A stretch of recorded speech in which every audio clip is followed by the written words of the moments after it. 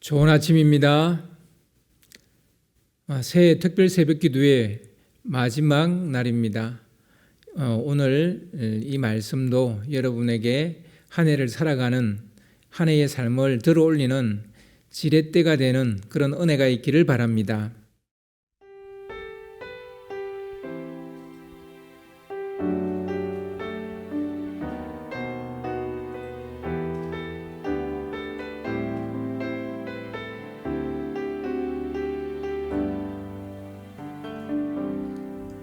지금 서 있는 이곳에서 높임을 받으소서. 내가 밟는 땅 주님의 땅이니 하늘이 주의 이름 높이 올리며 넓은 바다가 주를 노래해.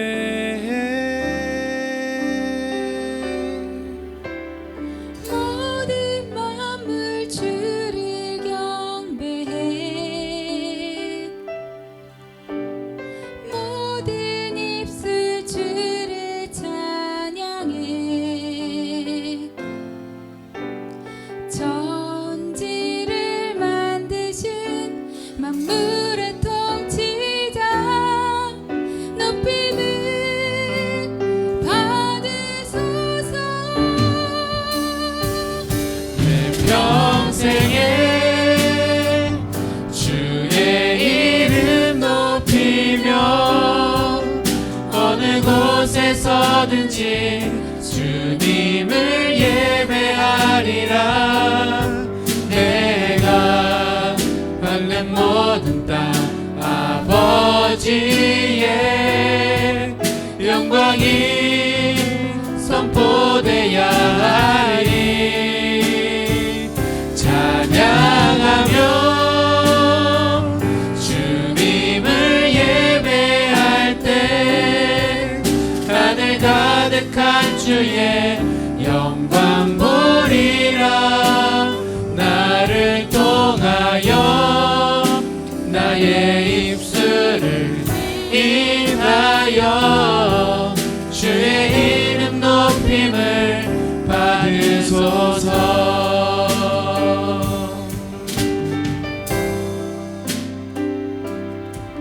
지금 서 있는 이곳에서 높임을 받으소서. 내가 밟는 땅 주님의 땅이니 하늘이 주의 이름 높이 올리며 넓은 바다가 주를 노래해. 모든 만물 주를 경배해.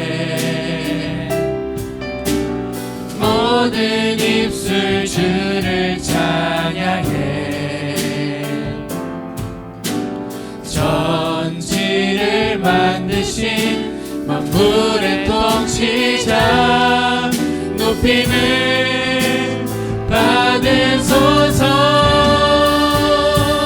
내 평생에 주의 이름 높이며 어느 곳에서든지 주님을 예배하리라. 내가 밟는 모든 땅 아버지의 영광이 선포되야 하리. 찬양하며 주님을 예배할 때 하늘 가득한 주의 영광 보리라. 나를 통하여 나의 입술을 인하여 주의 이름 높임을 받으소서. 나를 통하여 나의 입술을 인하여 높임을 받으소서.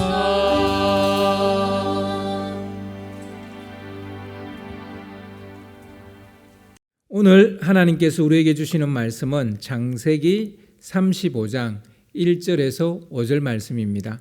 창세기 35장 1절에서 5절 말씀입니다. 제가 봉독하겠습니다. 하나님이 야곱에게 이르시되 일어나 베델로 올라가서 거기 거주하며 내가 내 형 에스의 낯을 피하여 도망하던 때에 내게 나타났던 하나님께 거기서 제단을 쌓아라 하신지라. 야곱이 이에 자기 집안 사람과 자기와 함께한 모든 자에게 이르되 너희 중에 있는 이방 신상들을 버리고 자신을 정결하게 하고 너희들의 워복을 바꾸어 입으라. 우리가 일어나 베델로 올라가자. 내 환난 날에 내게 응답하시며 내가 가는 길에서 나와 함께 하신 하나님께 내가 거기서 제단을 쌓으려 하노라 하매 그들이 자기 손에 있는 모든 이방 신상들과 자기 귀에 있는 귀고리들을 야곱에게 주는지라. 야곱이 그것들을 세겜 근처 상수리 나무 아래에 묻고 그들이 떠났으나 하나님이 그 사면 고을들로 크게 두려워하게 하셨으므로 야곱의 아들들을 추격하는 자가 없었더라. 아멘. 서약을 지키는 것이 복이다라는 제목으로 같이 말씀을 나누겠습니다. 고향으로 돌아가는 야곱의 길은 그리 순탄하지 않았습니다. 넘어야 할 큰 산들이 너무 많았습니다. 먼저 외삼촌 라반이라는 산을 넘어야 했고요. 그리고 형 에스라는 산을 넘어야 했습니다. 20년이 지나도 해결하지 못한 산이었죠. 이 산들을 어떻게 넘어야 할지 감조차 잡지 못했지만 일단 하나님이 떠나라 하시니 순종하는 마음으로 야곱은 떠납니다. 솔직히 더 머물러 있고 싶어도 그럴 형편도 아니었습니다. 때로는 이런 극한 상황과 압박이 순종하게 하기도 하는 것 같습니다. 그렇게 무작정 길을 나섰더니 거짓말처럼 도저히 풀릴 것 같지 않던 그런 문제들이 하나하나 풀어졌습니다. 그래서 우여곡절 끝에 야곱은 가나안 땅 세겜에 이르게 됩니다. 그는 세겜 성읍 앞에 장막을 치고 장막을 친 밭을 하몰의 아들 중 세겜의 손에서 샀습니다. 야곱은 거기에 제단을 쌓고 그 이름을 엘 엘로헤 이스라엘이라고 불렀습니다. 뜻은 하나님, 이스라엘의 하나님이라는 뜻입니다. 즉 이스라엘은 자기 이름이니까 나의 하나님이라는 뜻이 되겠죠. 야곱이 세겜에 정착하니까 이제 분위기가 뭐 이렇게 계속 떠도는 삶이다가 딱 정착을 하게 되니까 고명 딸인 디나가 그 땅의 여인들을 보려고 바람쐬러 나가게 됩니다. 하필 그때 성읍의 족장 하몰의 아들 세겜의 눈에 이 디나가 눈에 띄게 되는 거죠. 세겜은 첫눈에 디나를 보고 반했고요. 그리고 그녀를 이렇게 꼬드겨서 끌어들여서 강제로 욕을 보이게 됩니다. 비록 강압적이기는 하였지만 세겜은 디나를 사랑했던 것 같습니다. 세겜은 아버지 하몰에게 가서 디나를 아내로 맞이하게 해달라고 간청을 합니다. 야곱과 그의 아들들이 디나가 세겜에게 강간당했다는 사실을 이제 뒤늦게 알게 되죠. 하몰은 아들이 디나를 연모하는 것도 그 이유이겠지만 이 일을 잘못 처리했다간 가문 간에 큰 다툼이 날 수 있다는 것을 직감합니다. 하몰은 서둘러서 야곱을 찾아가 디나를 자기 아들의 아내로 삼게 해달라고 요청을 합니다. 뿐만 아니라 두 가문끼리 서로 통혼하고 이 땅에서 서로 우애 있게 지내고 당신의 집안도 여기에 기업을 얻으라 이렇게 권유까지 하게 합니다. 권유를 합니다. 당사자인 세겜도 야곱과 그 남자 형제들을 찾아가서 간곡히 부탁을 합니다. 나로 너희에게 은혜를 있게 하라. 이 소녀만 내게 주어 아내가 되게 해준다면 너희가 요구하는 것은 다 들어주겠다. 이렇게 말합니다. 큰 혼수와 예물을 청할지라도 다 해주겠다. 이렇게 말합니다. 그러나 야곱의 아들들은 그의 요청을 들어줄 마음이 없었습니다. 그렇게는 못하겠다 말합니다. 속으로는 세겜이 그 누이 디나를 더럽혔기 때문에 그렇게 말했고요. 겉으로는 할례 받지 아니한 자들에게 우리 누이를 줄 수 없다. 그렇게 이제 말합니다. 하지만 단 하나의 방법이 있다고 말해줍니다. 그건 너희들이 다 할례를 받으면 가능하다라고 말합니다. 그러나 이렇게 말한 것은 진짜로 결혼을 허락해 주기 위함은 아닙니다. 그들을 속여서 복수하려는 의도였습니다. 하물과 세겜은 야곱의 아들들이 제안한 방법을 받아들이겠다라고 말합니다.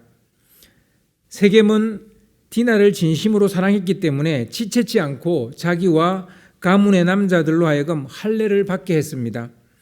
세겜은 자기 가문 사람들에게 이렇게 설득을 했죠. 두 가문이 연합하면 그들의 가축과 재산이 우리 소유가 되지 않겠느냐. 이 말을 들으니까 세겜 사람들이, 남자들이 모두 할례를 했던 것입니다. 할례를 한 지 한 3일이 되었을 때인데 시므온과 레이가 칼을 가지고 몰래 세겜 성에 들어가서 기습 공격으로 성의 모든 남자들을 죽여버립니다. 하물과 세겜도 죽이고 디나를 그 집에서 데리고 나왔습니다. 다른 형제들은 그 성읍에 들어가서 마구잡이 시기로 닥치는 대로 노략을 하게 됩니다. 야곱은 아들들이 불안당 같은 짓을 저질렀다는 사실을 뒤늦게 알게 되죠. 아들들의 불안당 같은 짓으로 인해 야곱은 자기 집안에 화가 미쳤다는 것을 육감적으로 알아차립니다. 가나안 족속들과 성읍들 중에 그 누구도 이런 짓을 저지른 야곱의 가문을 좋아할 리가 없죠. 모두 등을 돌리고 적대시할 것은 강 건너 불을 보듯 뻔했습니다. 우리는 젊은 혈기와 냉혹한 복수로 문제를 해결하려 했던 야곱의 아들들이 문제다라고 생각하기 쉽습니다. 물론 문제이긴 합니다. 혹은 디나의 부주의가 문제다 이렇게 생각할 수도 있고요. 통제하지 못하는 세겜의 욕정이 문제다 이렇게 말할 수도 있어요. 혹은 야곱의 아들들이 기고만장해서 날뛴 것이 문제다 이렇게 말할 수도 있습니다. 하지만 제가 보기에 가장 큰 문제는 야곱입니다. 야곱에게 무슨 문제가 있다는 겁니까? 야곱은 세겜 이 성읍 앞에 땅을 샀어요. 땅을 샀다는 말이 무슨 말입니까? 이곳에 정착하겠다는 말이죠. 그러나 야곱은 20년 전에 베델에서 하나님께 서약을 했던 바가 있습니다.